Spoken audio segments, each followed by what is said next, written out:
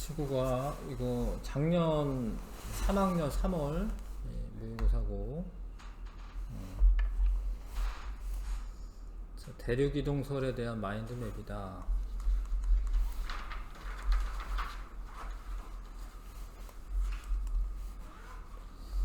이게 대륙이동설은 베게너가 주장했죠. 베게너가 주장했는데 대륙 해안선의 모양이 뭐 이렇게 같다. 뭐 떨어져 있는 두 대륙 해안선 모양이 같다. 고생대말 빙하 흔적, 그다음에 지질 구조의 연속성, 그다음에 뭐 산맥의 연속성, 뭐 이런 거. 아니면 뭐 화석, 화석의 종류가 같다든가, 화석 분포, 이런 걸 주장합니다. 한계점은 원동력을 설명하지 못했죠. 자, 그 다음에 이제 그 이후에 멘틀 대류설 등장하고 판구조론의 정립의 기초를 제공한다. 근데 이제 변환단층의 발견은 기억에 해당하냐? 아닌데, 변환단층이 발견된 거는 이제 판구조론이 정립하는 과정에서 판구조 변환단층이 발견되는 거고, 디귿에서 고 지작이 줄무늬 무늬가 해령을 축으로 대칭을 이룬다고 설명하였다. 요거는 해저 확장설.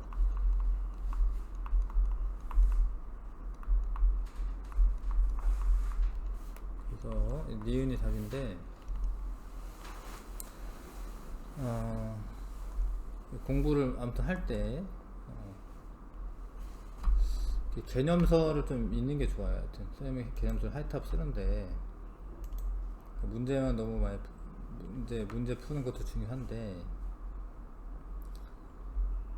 이게 뭐 베게너가 이제 이렇게 제시를 하는 거잖아요. 이렇게 이거 글을 읽으셔야 됩니다. 이렇게 글을 읽으시고 그림도 잘 보고 빙하 방향. 근데 비슷비슷한 게 많이 나오기 때문에 그 멘틀 대류설을 이제 얘기를 했는데요. 근데 사실 멘틀이 대류하는지를 알 수가 없는 거예요. 왜냐면 뭐 파보던가 뭐 어떻게 해야 되잖아. 그래서 멘틀 대류설을 얘기를 하긴 했는데 당시 탐사 기술로는 알 수가 없어요. 그래서 홈즈의 이 주장도 받아들여지지는 않아. 베게너 주장도 그거 어떻게 근거가 뭔지 설명할 수가 없으니까. 그러다가 이런 스토리도 다 문제 지금 나온 거예요. 이 스토리가. 그러다가 해저 지형을 탐사하는 기술이 음향 측신법이라고 하는 게 있는데, 이게 발달함에 따라서 해저 지형을 알 수가 있는 거예요. 이렇게 해저 산맥이 발견됩니다. 해저 산맥, 뭐 해구, 뭐 해저 산맥, 해령 이런 게 발견됩니다. 그래서 뭐 여기에 뭐 음향 측진법이 발달함에 따라서 홈즈의 멘틀 대류설이 설명되었다. 뭐 이러면 틀리는 거예요, 보기가. 그래서 요거를 발견해서 이제 헤스라는 사람이 그런 일을 하거든요. 이 사람이 이제 헤스라는 사람이 군함을 타고 돌아다니면서 이거를 측정을 해요. 여기 있구나. 그래서 이제 해저 확장설을 발표하는데, 근데 그 증거가 이제 이런 게 있습니다. 뭐 만약에 막 지각 연료량을 측정했다. 그거 해저 확장설의 증거가 되는 거예요. 딴 거에 증거가 되는 게 아니라. 그래서 이 지각 연료량이란 방출되는 에너지 양인데, 해령 근처에서 이렇게 지각 연료량이 높다 이거지. 해령 근처 뭐 이런 데서. 그 다음에 해저 퇴적물의 두께가 이 중앙 해령에서부터 멀어질수록 해저 퇴적물의 두께가 증가하더라.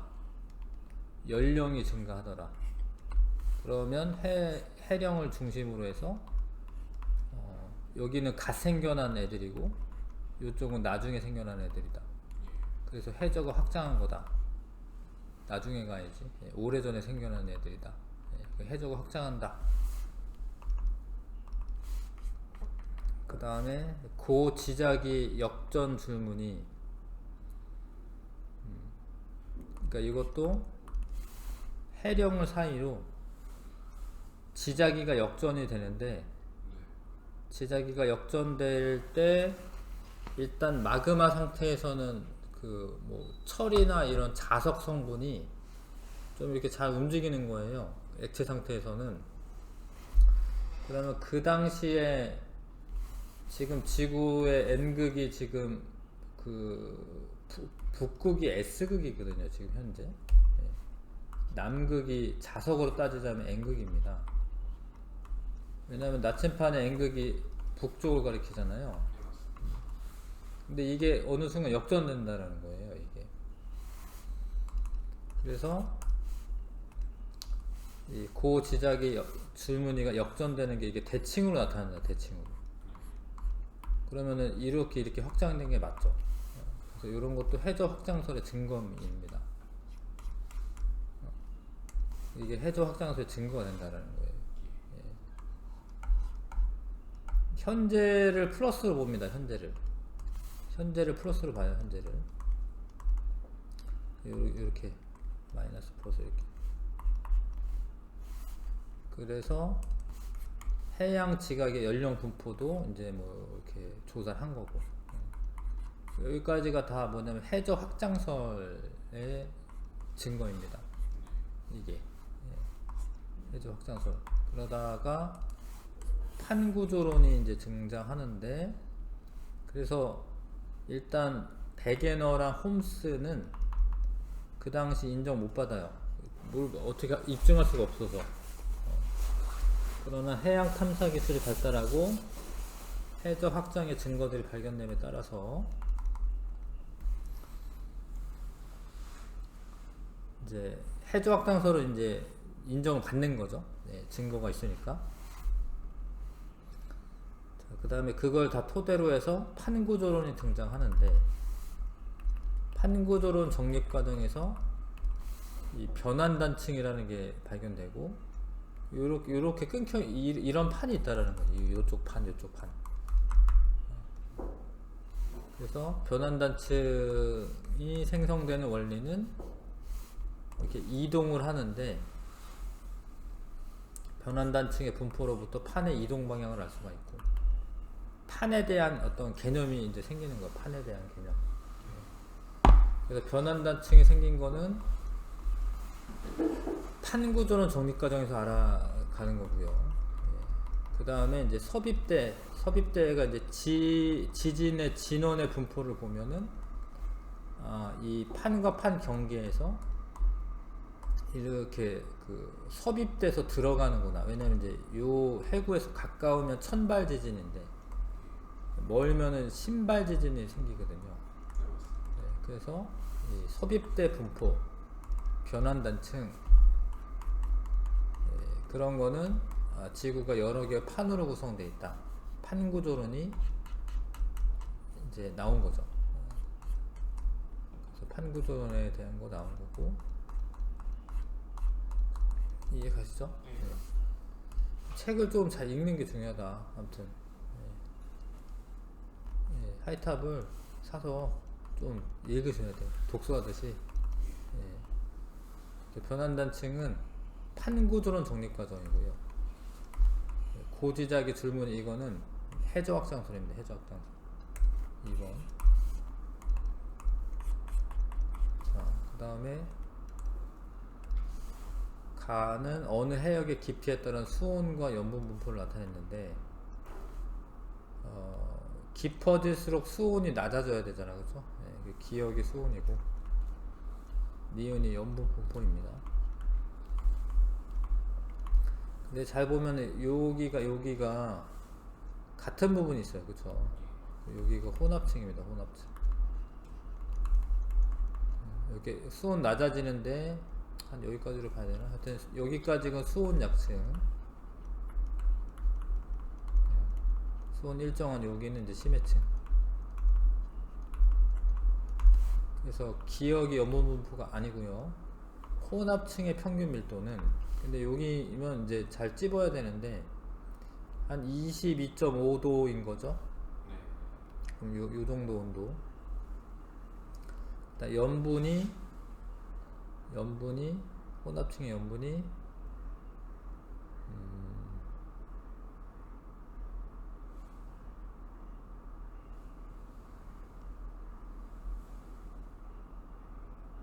염분 분포 여기를 봐야겠구나. 요렇게 아닌데, 수온 염분도를 나타낸 것이다. 염분 분포를 나타낸 것이다. 여기를 보는 게 맞네요. 네, 여기를 보는 게 맞습니다. 그렇죠? 33.7이 뭐 그 정도네. 그렇죠? 네. 그럼 33.7 이 정도? 네. 밀도가 이 정도입니다. 밀도가. 그러면 이거보다 요렇게 갈수록 밀도 커지는 거잖아요. 이렇게 밀도 큰 거 아니죠? 깊이에 따른 해수의 밀도 변화는 A 구간이 B 구간보다 크다. 근데 이제 밀도는 수온이 낮을수록 염분이 높을수록, 그 다음에 뭐 압력이 높을수록인데, 요거는 그렇게 변화가 큰 게 아니에요. 압력은. 왜냐면 물은 잘 압축이 안 되기 때문에. 결국 이걸 두 개를 보시면 되는데, 자, A 구간에서는 수온이 높고 염분이 낮죠?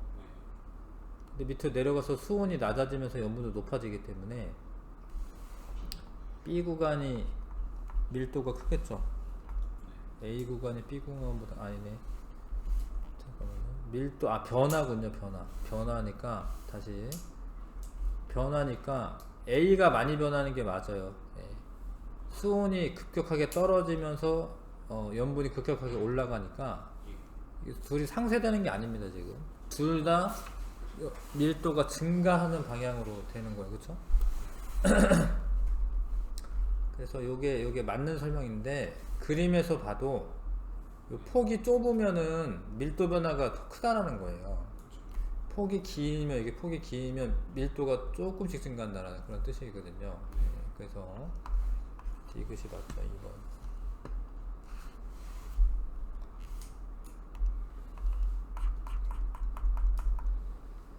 그 다음에 플룸 구조로는 나타낸 모습도 이다.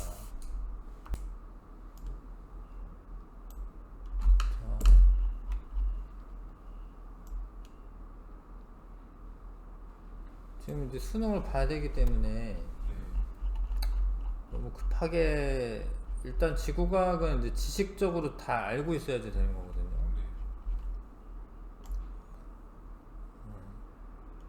여기 뭐 내가 봤을 때는 하이탑을 쭉 뭘 정독할 필요가 있어요. 지금 많이 틀렸잖아요. 그렇죠? 개념, 문제풀이도 문제풀이인데 개념이 잘 잡혀 있어야 돼. 그래서 이런 건 이제 플룸 구조론이라고 하는데, 원래는 판 구조론에 의하면은 요 하와이에 뭐 화산 활동이 있고 이런 게 사실 설명이 잘 안 돼요. 원래는. 왜냐면 판의 중앙이기 때문에, 판에 요런 데에서 화산 활동이 있어야지 되는 건데, 이거 중앙에 있잖아요. 그래서 이제 플룸 구조론이라고 하는 게 다시 나온 건데, 멘틀 하부에서부터 뜨거워진 플룸이 상승하는 부분이 있고, 거기에 이제 열점이라고 하는 게 있는데, 열점은 변화되는 게 아니고 그 위에 있는 판이 이동하면서 하와이 섬들이 되게 늘어서 있거든요. 10점에서 올라와. 그 다음에 얘는 가만히 있는데 얘가 이 판이 일로 간 거지. 판이 가면 또 생겨 섬들이. 줄줄이 섬이 생깁니다. 그래서 이런 이제 10점이라는 게 있다. 플룸 구조론으로 설명한다.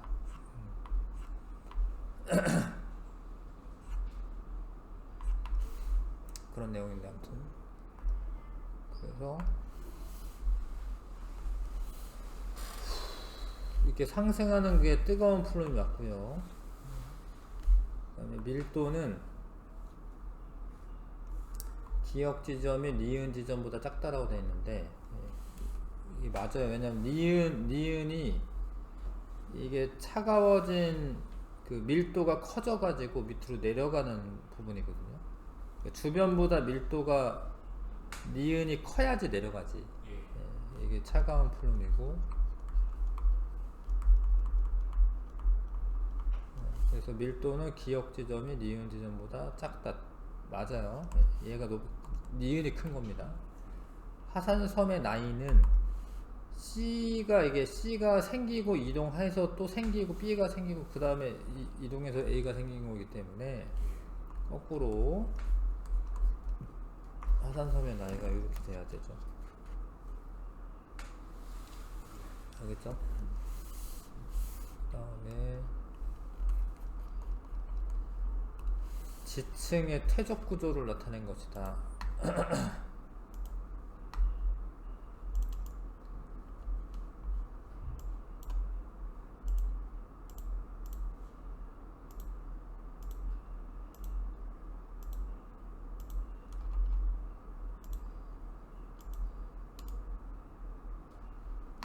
퇴적 구조.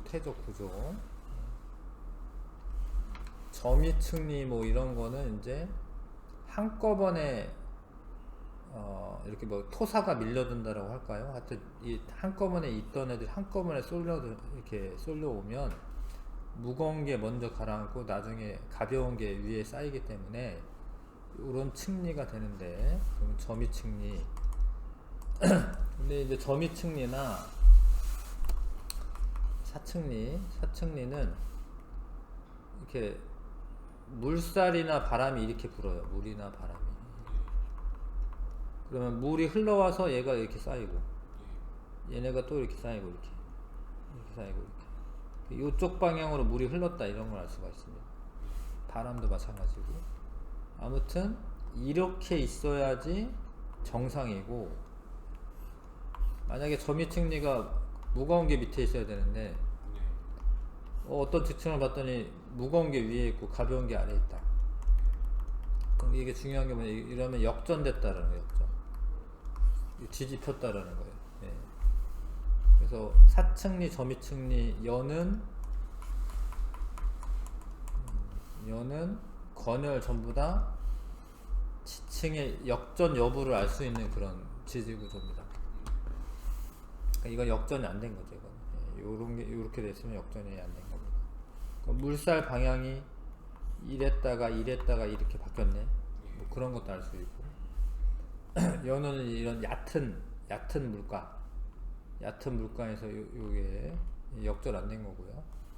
건열은 논바닥 갈라지듯이 이게 그 표면에서 수분이 증발하면서 짝짝 갈라진 다음에 다시 다른 지층이 쌓인 겁니다. 그래서 이것도 이렇게 잘 읽어두시면 좋겠고, 자, 이거는 이제 사층리죠. 사층리 가는 연은이 아니죠. 네. 그 다음에 여기 이제 단층인데 빗면, 이 단층면의 윗부분이 상반이고 단층면의 아랫부분이 하반인데, 상반이 내려가는 게 정단층이에요. 정단층. 그 다음에 이 일부가 건열이 나타나네. 근데 이것도 이렇게 되어 있으면 역전이 안 된 거예요. 만약에 이렇게 됐다, 이렇게. 이건 역전된 겁니다. 4는 연운이 아니고요. A 그러면 이제 순서가 이거 다음 이거 쌓인 게 맞아요. 이렇게 쌓이고 쌓이고 쌓이고 쌓이는 거기 때문에 A가 나중에 측정된 거, 퇴적된 거야.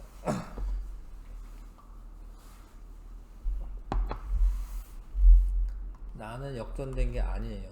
역전이 안 됐잖아요. 정단층이 일어나려면 장력을 받아야 돼. 장력.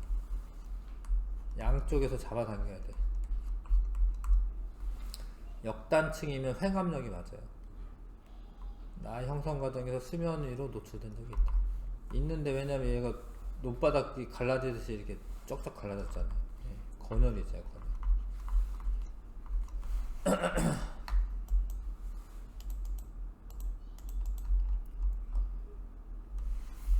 북반구의 평균 해면 기압을 위도에 따라 나타낸 것이다.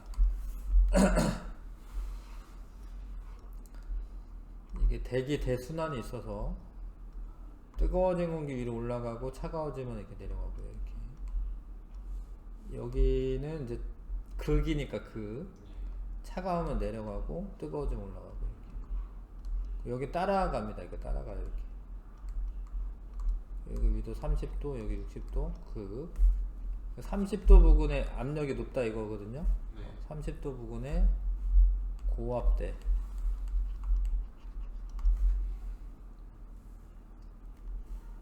그 다음에 적도 부근에는 저압대. 60도 부근도 저압대입니다. 그래서 무역풍대에서 위도가 높아질수록 평균 해면의 기압이 높아진다. 무역풍이 어디 부냐면 여기 무역풍 부요. 여기가 여기 지역이 무역풍. 여기는 30에서 60은 편서풍. 60도 여기 이상이 되면은 이제 극동풍.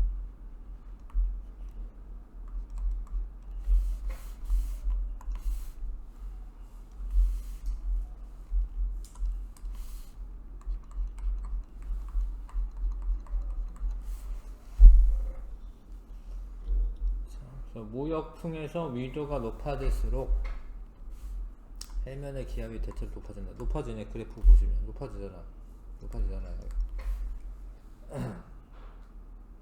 기압 구간의 지표 부근에서 북풍 계열의 바람이 우세하다. 남풍입니다. 왜 그러냐면 잘 봐요. 여기가 이렇게 올라가면서 남풍이에요. 남풍. 그러니까 남서풍이 부는 거. 남서풍. 바람 부는 쪽이 남쪽이기 때문에 남풍 계열이 되는 거죠. 중위도 고압대 평균 해면의 기압은 A 시기가 B 시기보다 낮다. A는 점이기 때문에 중위도 고압대가 위도 30도 요쪽 부분이고요. A 시기가 더 낮네요. 그래프 보면 낮네요. 점이. A가 낮다. 맞네.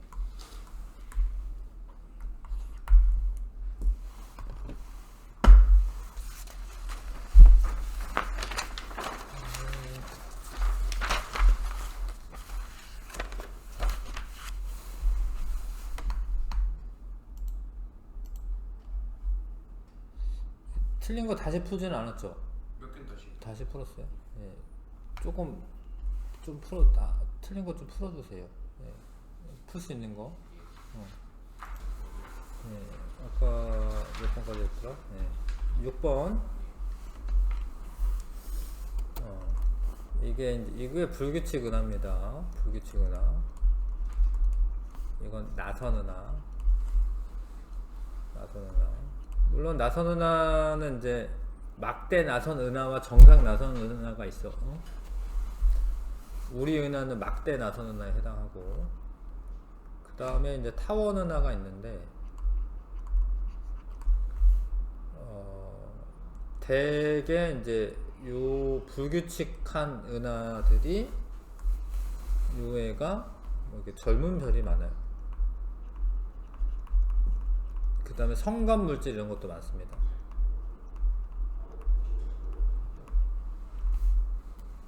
이런 게 많습니다.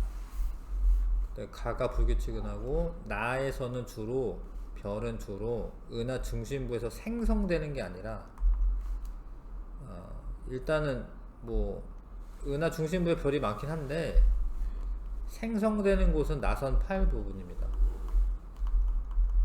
왜냐면 나선 8에 성간물질이 많이 분포하고 있어요.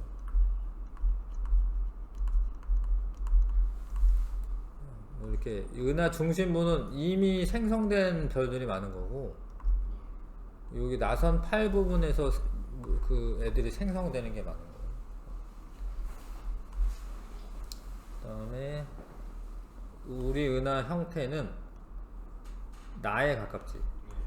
1번 막대 나선 은하, 우리 은하 막대 나선 은하. 자, 지질 단면과 화석, 선추 화석을 나타낸 것이다.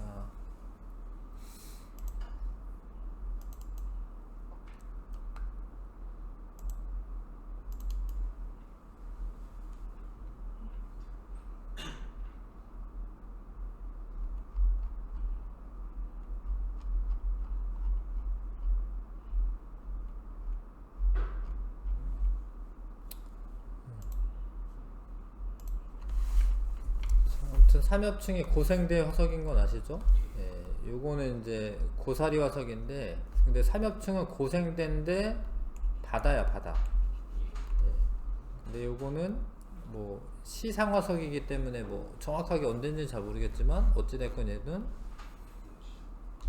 이게 따뜻하고 예, 약간 습윤한 물기가 많이 있어야 됩니다. 습윤한 육지.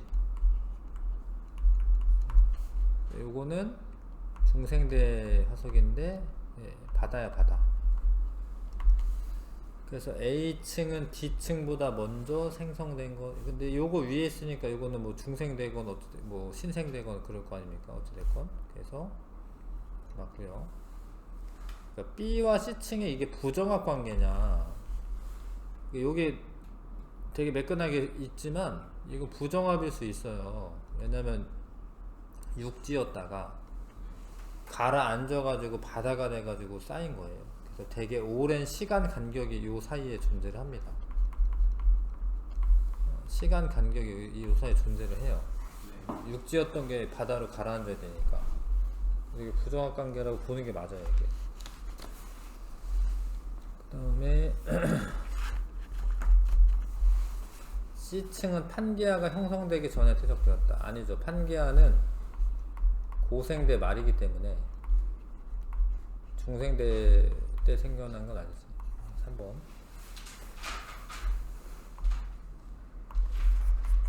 자, 그 다음에 이제 태풍. 태풍이 자료 해석하는 거죠.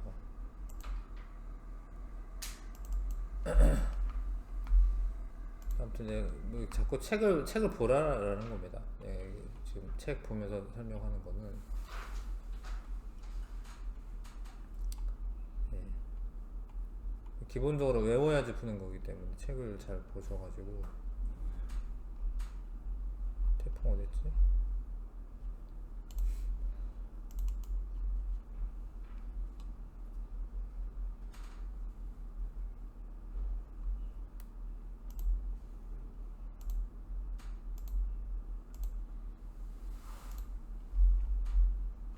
이게 원래 태풍이 적도에서 딱 생기는 건 아니고요. 적도는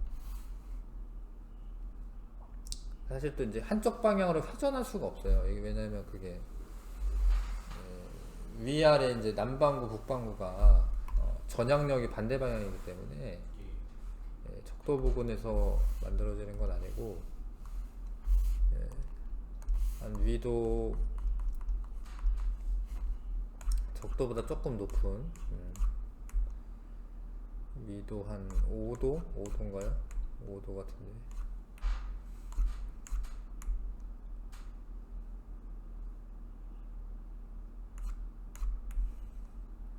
위도 5도에서 25도 요 사이에서 수온 27도 이상인 열대 해상에서 발생합니다. 열대성 저기압이죠. 열대성 저기압. 그게 이제 바람의 그 속력이 빨라지면 태풍으로 이제 불러주게 되는데, 예. 자, 얘가 태풍이 여기에서는 이제 무역풍대에서는 여기 30도 부근에서 여기는 무역풍이잖아요. 무역풍대에서는 이렇게 이동하다가 북상하다가 편서풍이 불잖아요. 이쪽은 여기 바뀌어요. 이렇게. 예, 그래서 여기가 이제 바뀌는 부분입니다. 그거를 이제 전향점이라고 하는 거예요. 여기가 여기 요때 이제 전향점이 방향이 바뀌는 거죠. 자, 그런데 자료를 보면 이동 방향과 이동 속력을, 여기 이동 방향, 이동 속력이네요. 그러니까 요게 지금 이거는 18시라고 되어 있습니다. 18시가 여기가 18시네요. 12시, 24시, 18시.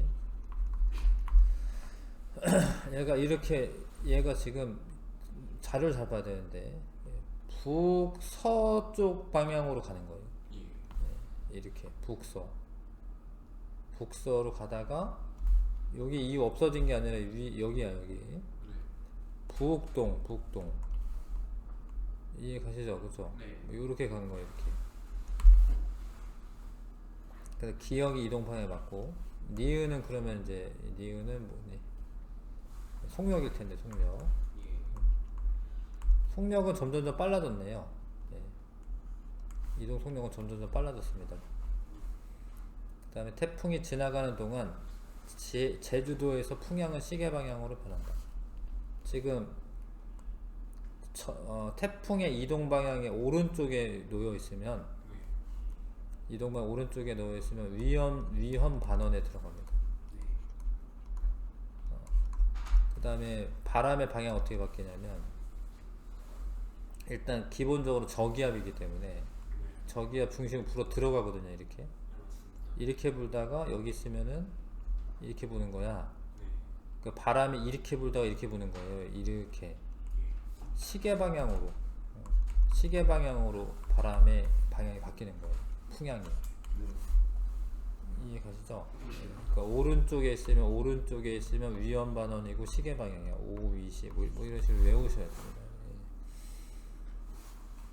그 태풍의 이동 속력은 전향점 전이 통과 후보다 빠르다. 아니네. 전향점을 통과하고 나서 이게 점점 빨라진 거다. 이렇게 이 이동 속력, 그렇죠? 빨라진 거야. 답 3번.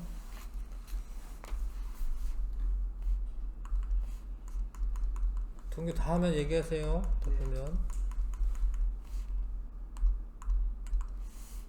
온대 저기압의 동반된 전선. 온대 저기압은 지금 여기다 그냥 그릴게. 이렇게 생겼어요. 온대 저기압 중심. 근데 온대 저기압에 온난 전선과 한랭 전선이 있는 겁니다. 온난 전선과 한랭 전선이 있는 거야. 온대 저기압에. 근데 이쪽이 온도가 높은, 기온은 여기 높은 거고요. 낮은 거야. 기온 낮은 거야. 온난 전선 앞쪽에 넓은 지역에 이슬비 같은 게 내리는 거고, 한랭 전선 뒤쪽에 소나기 비가 내리는 겁니다. 이거 알아요, 여러분? 중학교 때도 다 나오죠? 그리고 한랭 전선 통과 후에 기온이 급격하게 내려가요. 그러니까 지금 A랑 B는, 관측소 A랑 B는 관측소가 기역은 이미 통과한 거예요. 다 했어요? 잠깐만 있어보세요. T 플러스 9시에, 여기가 T 플러스 9시 기온이 확 내려왔어요. 그럼 얘가 기역이네. A가. 여기는 아직은, 미안, 다시 봐야겠다. B가 먼저 내려갔군요. A는 아직 안 내려갔네. 요게 A네요. 요게 A, B. 바뀌었네. 그 다음에 A는 이거 아니고요. 네. 한랭전선에 위치하고 있지. 지금 한랭전선이잖아. T 플러스 6C의 A는 남풍 계열을 갈아야 된다. 요때인데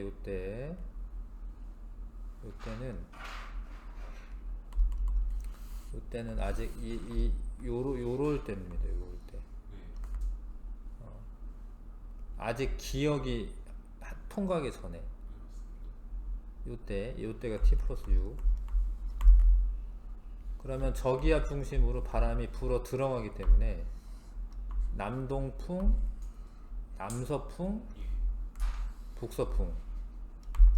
남풍 계열이 맞죠? 네. 니은 디귿 4번. 아픈 것 좀, 뭐, 틀린 것 좀 할게요. 10번.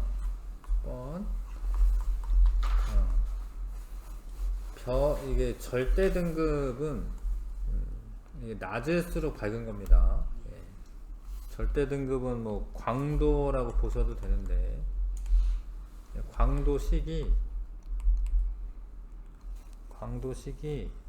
4파이 r 제곱 곱하기 시그마 t 4제곱 뭐 이렇게 씁니다. 이렇게. 근데 요거는 뭐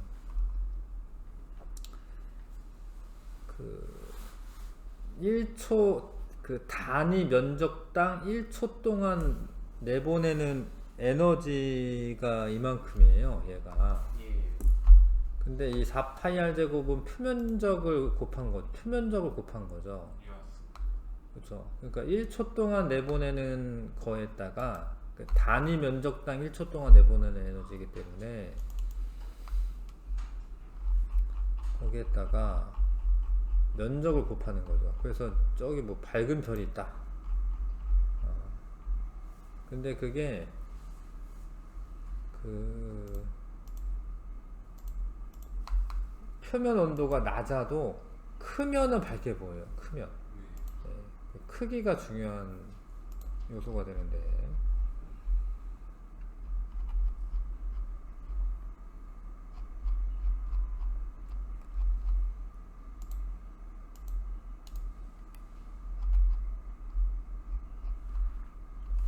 일단 이 슈테판 볼츠만 법칙에서 얘는 요게 이제 단위 면적당 하여튼 내보내는 에너지입니다. 1초 동안에.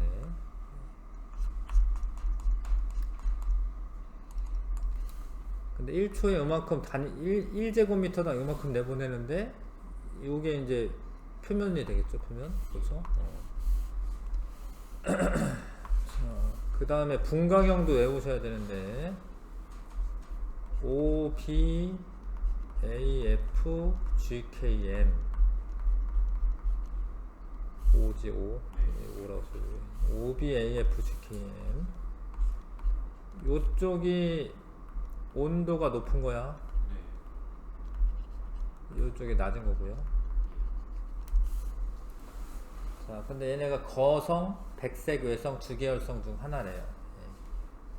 이 절대 등급이 작죠? 이게 큰 거죠? 크면 어두운 겁니다. 어둡다.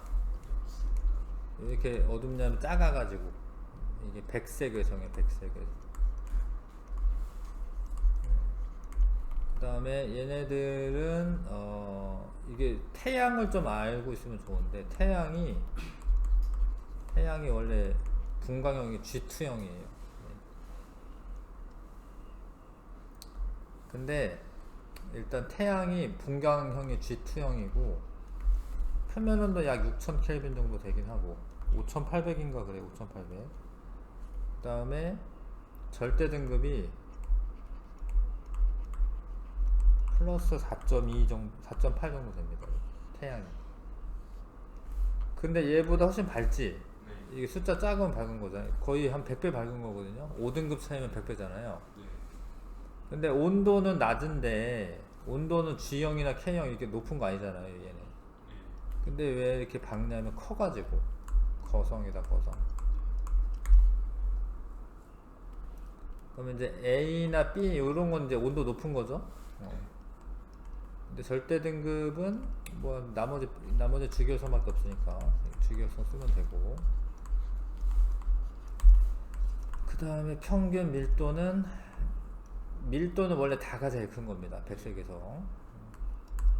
맞나? 아, 나가 작다라고 돼 있구나. 맞네. 단위 시간당 단위 면적에서 방출하는 에너지 양은, 그거는 이제 절대 온도의 4제곱에 비례한 거기 때문에 그 온도가 높으면 되는 거. 이거는 온도가 높으면 되는데 리을이 온도가 높은 게 아니죠. 얘겠네. B. 얘겠다. B1. 아무튼 이거 아니고.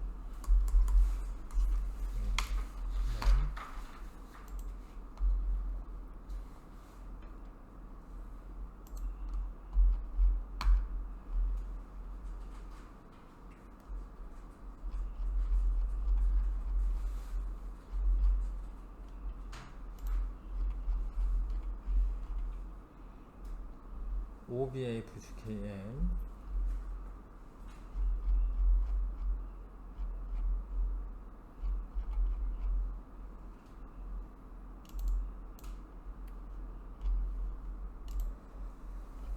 그 다음에 자, 대서양 심층순환.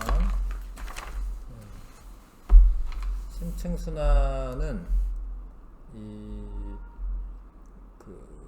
그린란드면 이제 북극 근처잖아요, 그렇죠? 거기서 가라앉는 대서양 심층수, 북대서양 심층수가 있고,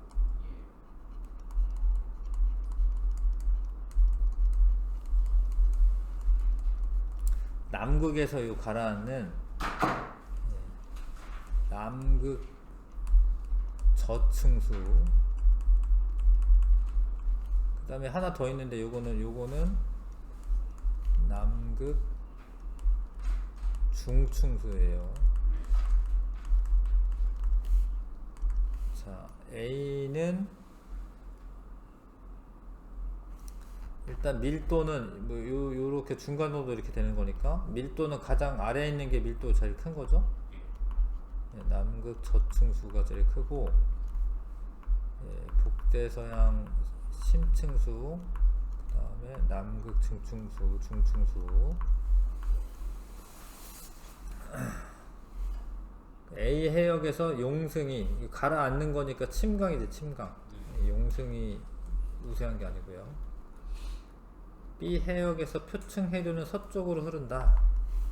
이거는 뭐냐면 남극 주변에서는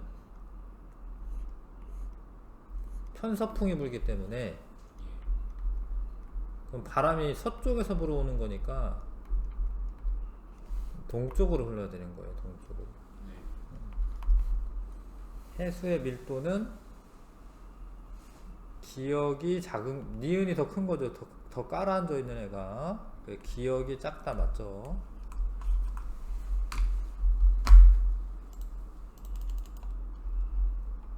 그 다음에 12번.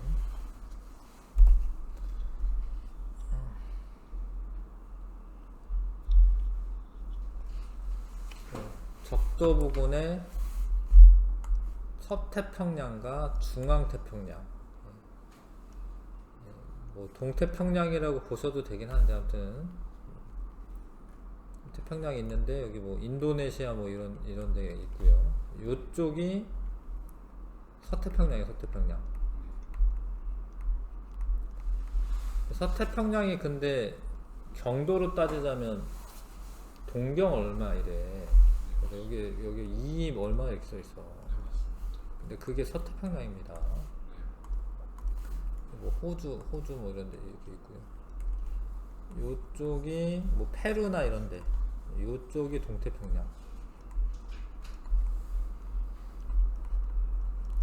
요 정도가 이제 중앙태평양이 될 건데, 중앙태평양. 그래서 관측했는데요.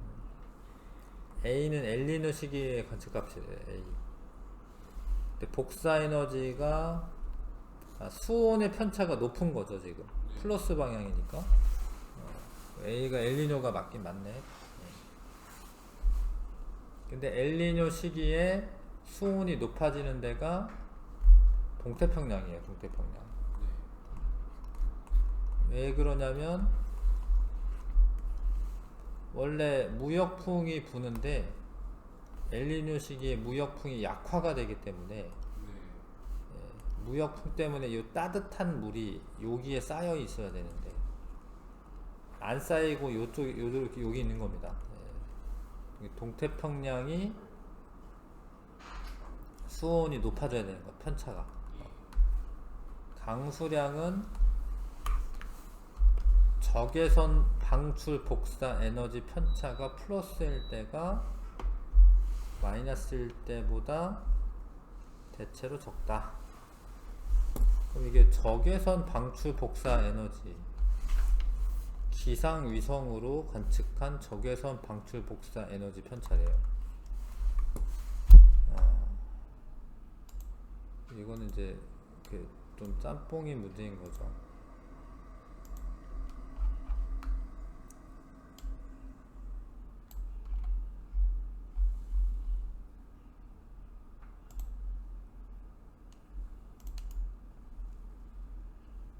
그러면 저게 뭔 소리냐? 적외선 요런 거거든요. 적외선.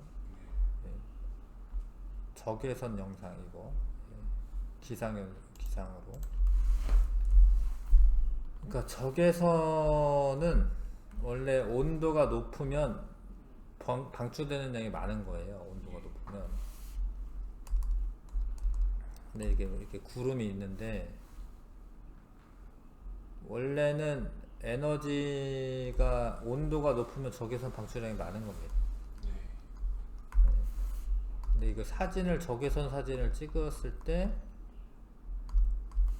이 적외선 영상의 밝기를 뭘 알 수가 있냐면 구름의 높이 같은 걸 알 수가 있어요. 구름의 높이.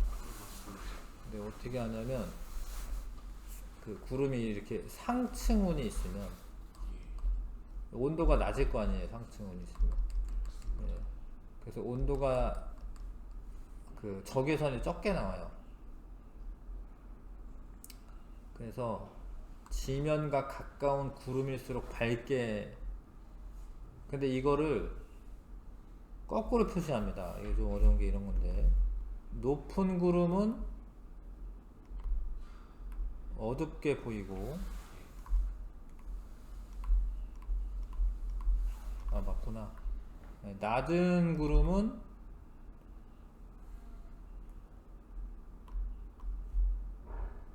미안해. 내가 잘못 읽었어. 앞에 주어를 안 읽었어. 온도가 높은 구름이죠. 온도가 높은 구름. 그러면 원래는 사실은 에너지 양이 많은데 어둡게 나타내요. 어둡게 나타냅니다. 온도가 높으면은 어둡게 나타내. 근데 그러면은 온도가 높은 구름이 어떤 구름이냐면 낮은 구름이야. 고도가 낮은. 주어를 말해줘야 돼. 고도가 낮은. 근데 온도가 낮은 구름은 높은 구름이야. 고도가 높은. 밝게 보인다. 그래서 또 그렇게 한 거예요. 그렇게 했는데 어찌됐건 복사 에너지가 지금 A는 평상시보다 낮다 이거야. 그런 거는 이거는 이제 높은 구름이 많이 생겼다라는 거예요.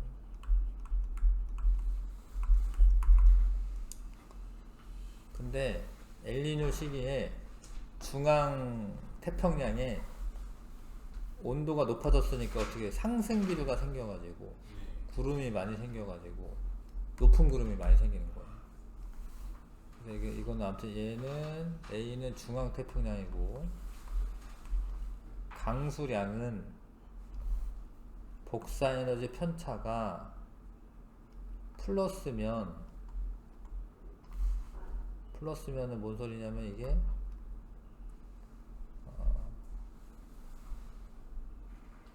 그러니까 마이너스가 돼야지 높은 구름이야. 그럼 이거는 뭐 구름이 별로 없는 거예요. 낮은 구름 뭐 아니면 뭐 낮은 구름이라고 하자. 그럴 때가 강수량이 적다. 맞는 거예요. 높은 구름이 많이 생기고 저군형 구름이 많이 생겨야지 비가 많이 내리는 거기 때문에. 평균 해면의 기압은 엘니뇨 시기가 평균보다 낮다. 엘니뇨 시기가 낮죠. 엘니뇨 시기가 낮아. 왜냐하면 상승기류가 생기기 때문에. 엘니뇨 시기가 되면 저기압이 돼서 저기압이 낮은 거예요. 네, 니은 4번.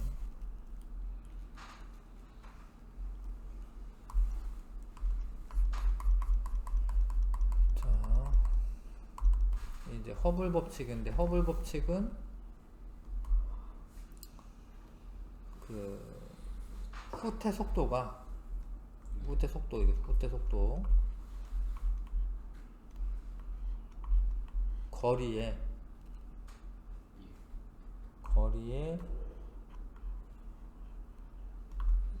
비례한다. 이건 허블 상수. 요 중에 나와 있는 게 요건데, 요거. 네. B. 허블 상수는 R분의 V를 하면 되는데, V가 요렇구요. R이 30에 30. 뭐, 메가긴 해. 70 km/s per 메가파섹. 얘가 맞아요. 니은이. 그럼 떨어져 있는 거리를 알 수가 있는데, 후퇴 속도가 지금 뭐 2배죠, 2배? 그럼 떨어져 있는 거리 2배입니다. 60메가파섹. 허블 상수로 계산해도 돼요. 근데 얘가 이제 이거를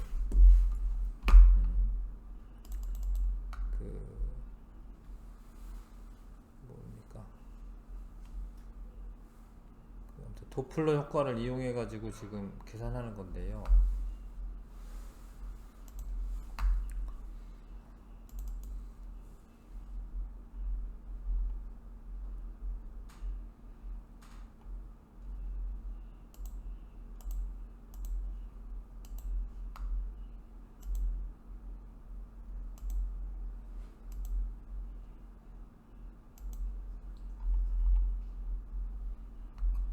뭐 이거는 한 거고 나오나? 이거 안 나오니?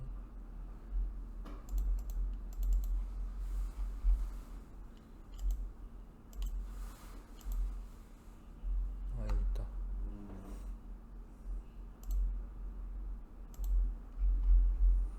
자, 이게 적색으로 편의되는 정도가 클수록 빨리 멀어지는 거거든요. 빨리 멀어지는 겁니다.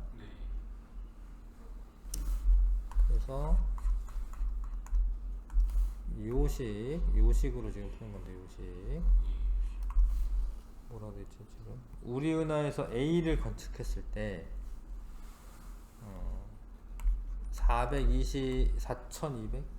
4200이 속력이고요. C는 3 곱하기 10에 원래는 8승 미터 퍼 세컨인데 지금 단위가 킬로미터 퍼 세크잖아요. 10에 5승으로 하겠네. 10에 5승. 원래는 10에 3 곱하기 10에 8승 미터 퍼 세컨인데 곱하기 요거 근데 문제가 뭐였죠? 자, 우리 은하가 N에서 관측할 때 관측된 흡수선의 파장이 기준 파장은 이제 정지 상태에 있을 때 말하는 거고, 지금 요게 기준 파장이고요. 그 다음에 파장이 적색으로 편의되기 때문에 적색은 파장이 더 큰 거거든요. 근데 흡수선의 파장이 이게 이제 적색 편의한 그런 파장이야. 적색 편의한 파장.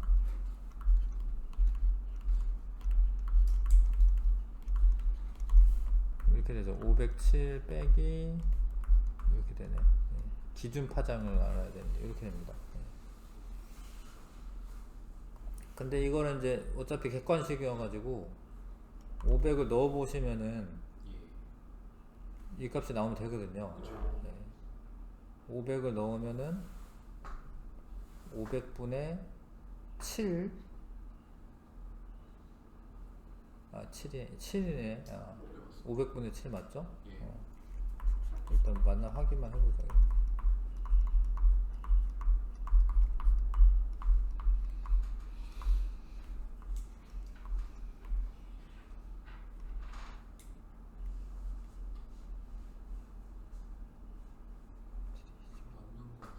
맞나? 위아래 2를 곱하면 맞네, 그쵸?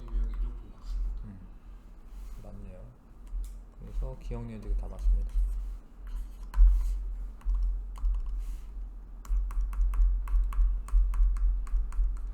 자, 그 다음에 생명가능지대.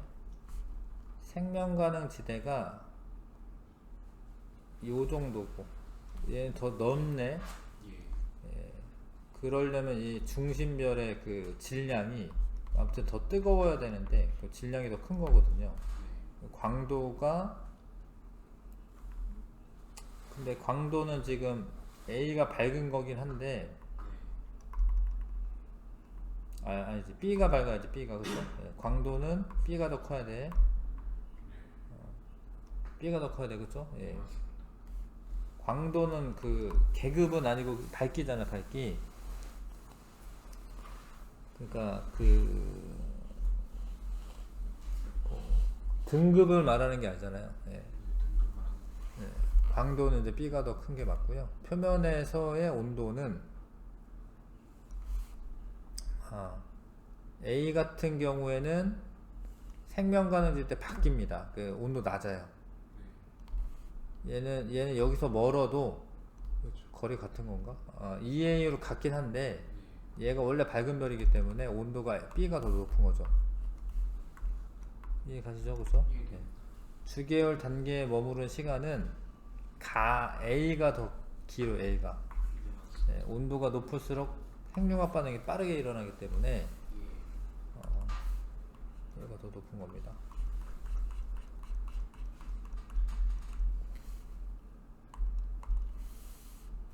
요거는 지금 이거는 호상열도를 의미하고 얘가 호상열도를 의미합니다. 요렇게 해구가 있을 거야, 해구. 그 다음에 얘는 여기는 화산이 없잖아, 여기는. 네. 없죠. 여기 있는데 이게 열점이야, 열점. 이 지역에 해구가 존재하는 건 맞고. 화산선 A는 주로 안산암으로 이루어져 있다. 안산암으로 안 이루어져 있고 이제 현무암으로 이루어져 있을 텐데 마그마 종류가 현무암, 안산암, 유문암이거든요. 근데 열점에서는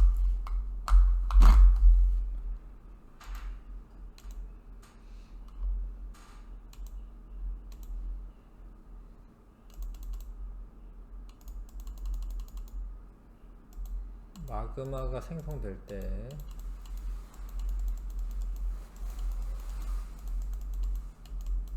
어디있지? 마그마가 생성되는 방법이 이제 세 가지인데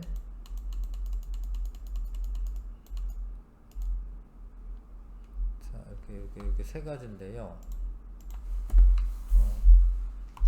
이렇게 뜨거운 멘틀이 올라오면서 기압이 낮아져서 마그마가 생성되는 경우가 있습니다. 이 둘 다 똑같은 경우인데 그러니까 원래 다 했어요? 잠깐만 기다려주세요. 요 뜨거운 애가 올라오면서 기압이 낮아져서 응용이 되는 경우. 근데 그럴 때는 멘틀이 녹아서 만들어지는 건 현무암질 마그마입니다. 현무암질 마그마. 이런 경우가 있고, 해구 근처에서는 물을 포함한 멘틀의 용융 곡선이 이렇게 나타나고, 그러면은 이제 얘가 물을 포함하게 되면 혼합물이 돼서 그 용융점이 낮아져요. 네, 그러면은 이 상태에 있는 애들이 녹아요, 녹아. 온도가 높아서 그런 경우가 있고, 여기도 여기.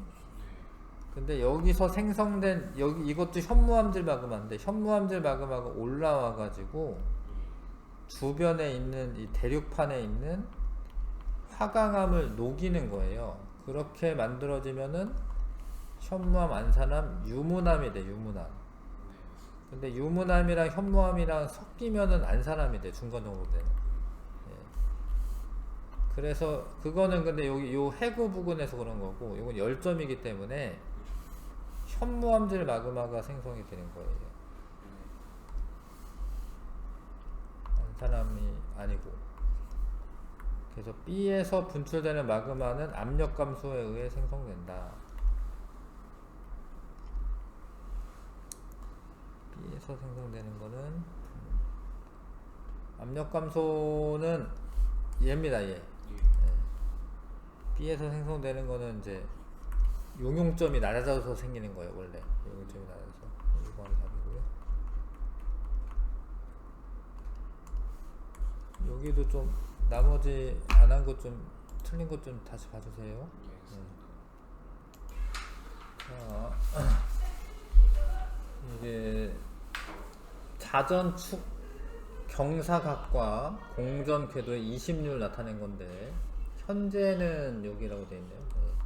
일단 자전축이 이게 지금 이렇게 23.5도 기울어져 있는데, 얘가 좀 덜 기울어졌다가 더 기울어졌다 해요. 이렇게 왔다 갔다 합니다. 근데 원래 계절 변화가 있는 게 자전축이 기울어진 상태에서 공전하기 때문에 계절 변화가 있는 거거든요. 그러니까 자전축이 많이 기울어져 있으면은 계절 변화가 더 뚜렷하게 나타나는 거예요. 그래서 우리나라에서 여름철 평균 기온은 현재가 A보다 높다라고 되어 있는데, 자전축이, 그러니까 20률은 근데 이런 거죠. 20률은 태양이 있고, 얘가 원래 원궤도가 아니라 타원궤도 돌잖아요. 20률이 크면은 타원이 더 큰 타원이 되는 거야.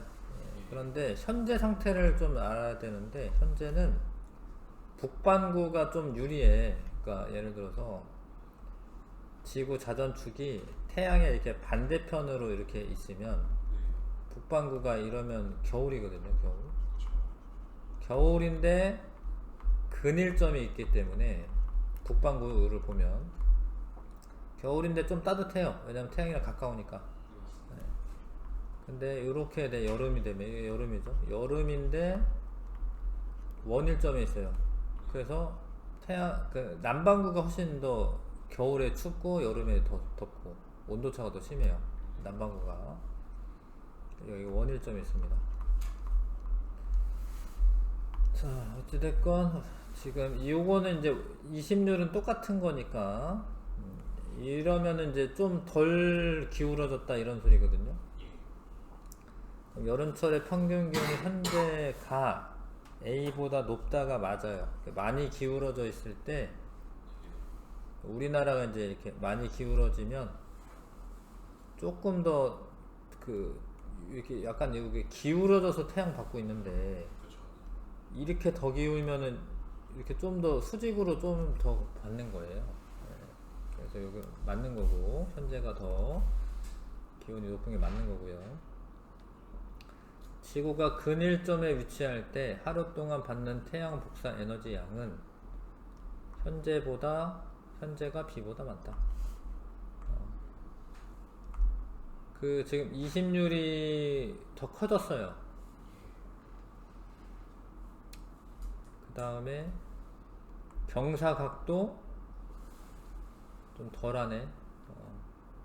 20률이 커지면은 더 멀어지는 거예요. 예. 그 경사각도 덜해. 예. 그러면은 현재가 B보다 많다. 아니네. 잘못 얘기했네. 요걸 빼먹었네. 근일점에 위치할 때군요. 근일점은 이제 겨울철이죠, 겨울철. 지구가 근일점에 위치할 때. 북반구, 우리나라 중심인 거지, 우리나라라 써있나? 그런 말 없네. 그러면은 이 지구가기 때문에 그냥 전 지구적으로 보는 거구나. 그러면 이게, 그러면은 요거는 20률이 커졌기 때문에 그러면은 태양 B가 많은 거네요. B가 근일점에 더 가까워지니까 더 많이 찌그러져서 근일점에 가까워지니까 B가 많은 거네. 여기는 틀렸고.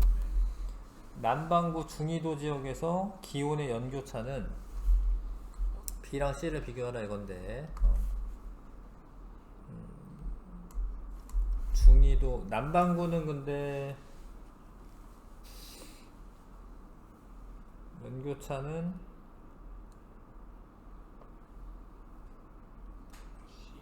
C가 다전축이 많이 기울어진 게 연교차 큰 거죠? 1번.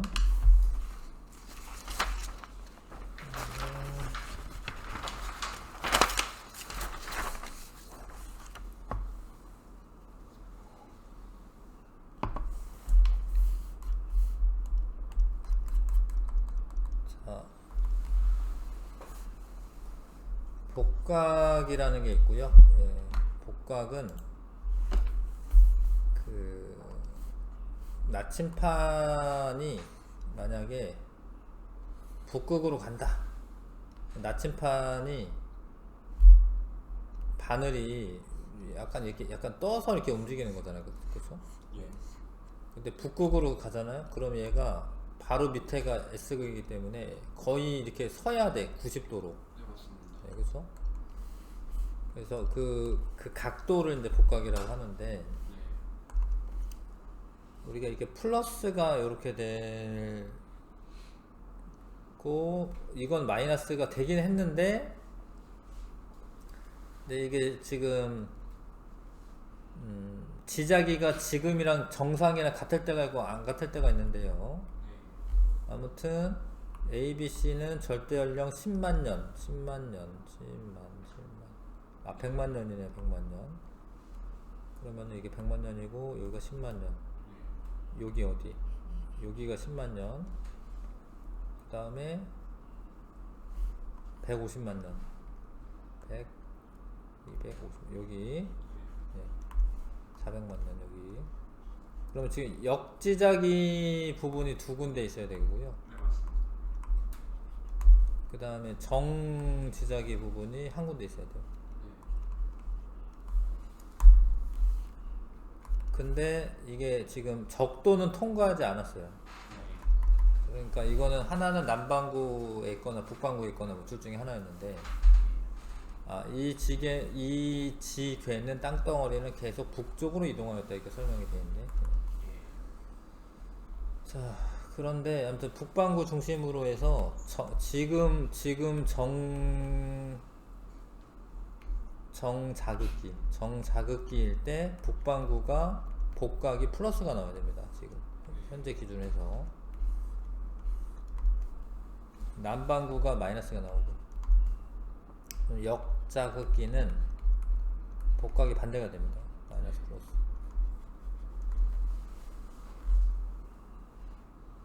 그래서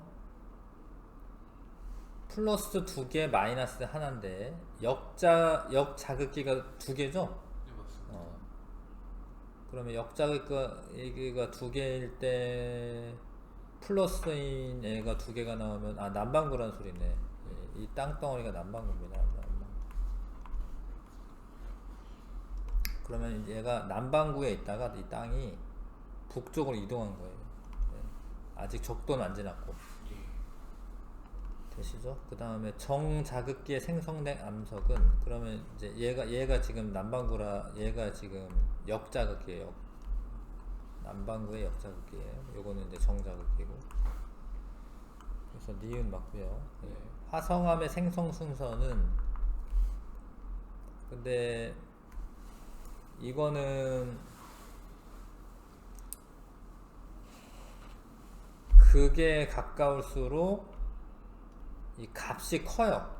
네, 지금 요게 제일 크고요. AC 비순이네. AC 비순 맞네. 네. 그래서 4번 고르면 됩니다. 네. 됐죠? 그 다음에 우주 배경 목사. 우주 배경 목사는 처음에 이제 30 빅뱅 이후 38만 년 흘렀을 때 처음에 이제 3000 켈빈 정도의 빛이 빠져나왔습니다. 예. 전자가 원자에 속박되면서부터 이제 자유롭게 이제 돌아낼 수 있었는데 3000 켈빈 정도에 해당하는 어떤 파장이랑 진동수가 있는 겁니다. 근데 지금은 온도가 2.7 켈빈으로 떨어졌거든요. 그럼 파장이 늘어나요. 파장은 늘어나고 진동수는 작아지고. 그래서 이랬는데 탄성밴드를 좀 느린 상태로 측정하겠다. 1cm를 2 마이크로미터로 가정하고 2 마이크로미터 람다 맥스에 해당하는 파장을 계산한다. 그러니까 람다 맥스가 1cm는 2 마이크로미터고 1.9면은 뭐 이거 곱하기 2 해야죠. 2배. 그래서 요거는 뭐 이렇고 요거 2배 하면 5.6 뭐 이렇게 되겠네요. 네, 맞습니다. 이렇게 되는데 우주의 크기는 지금 파장이 늘어나는 게 더 나중 일이지 그 다일 때가 나일 때보다 작다. 맞아요. 그러니까 라가 지금 파장이 더 큰 거야. 네. 우주가 팽창함에 따라 람다 맥스가 길어지는 게 맞고요. 우주의 온도는 라일 때가 현재보다 높다. 근데 얘가 지금 5.6인데 파장이 5.6 마이크로미터. 5.6 마이크로미터.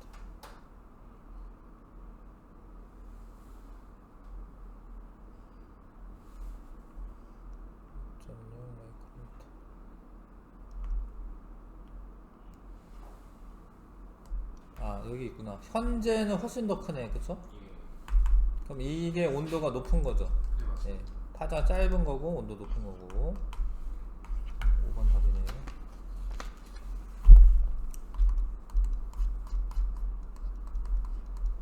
자, 외계 행성 찾는 방법 중에 시선 속도 변화라고 하는 걸 이용할 수가 있는데 외계 행성을 찾고 싶을 때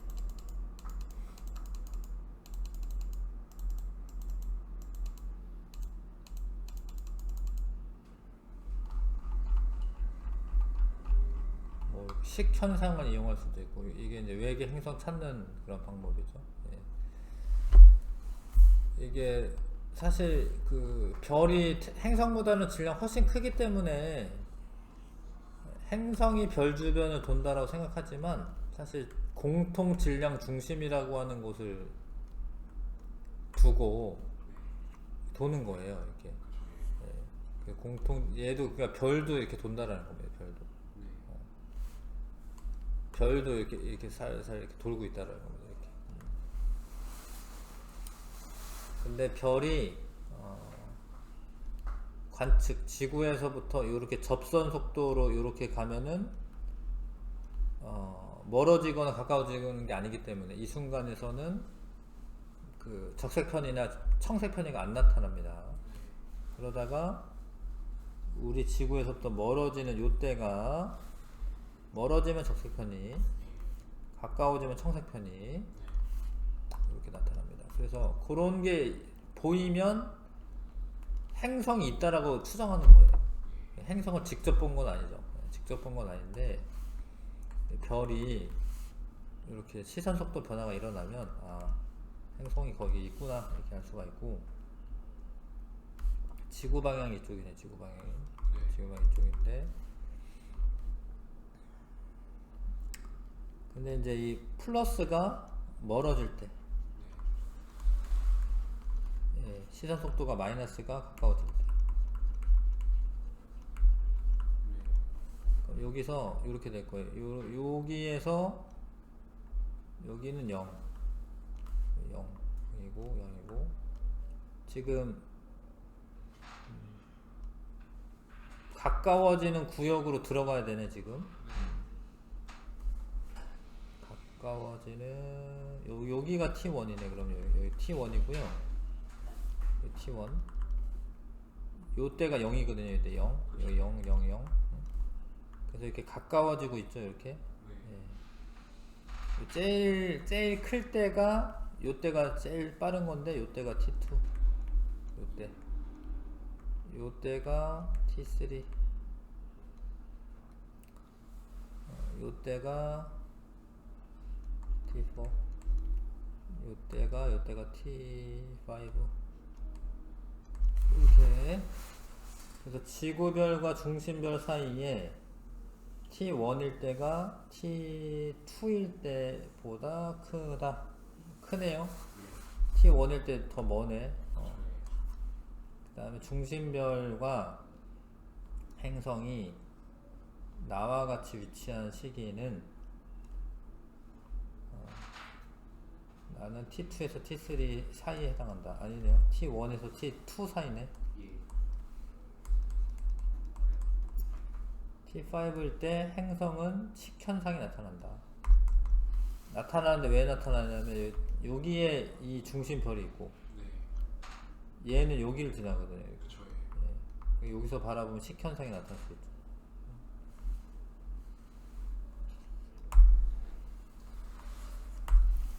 5번이고요. 그 다음에 태양 중심으로부터 거리에 따른 밀도 온도 변화가 나타낸 것이다. 원래 태양 정도 크기면 중심 핵이 있고 태양에 이제 복사층이 있고요. 복사층. 그 다음에 대류층이 있습니다.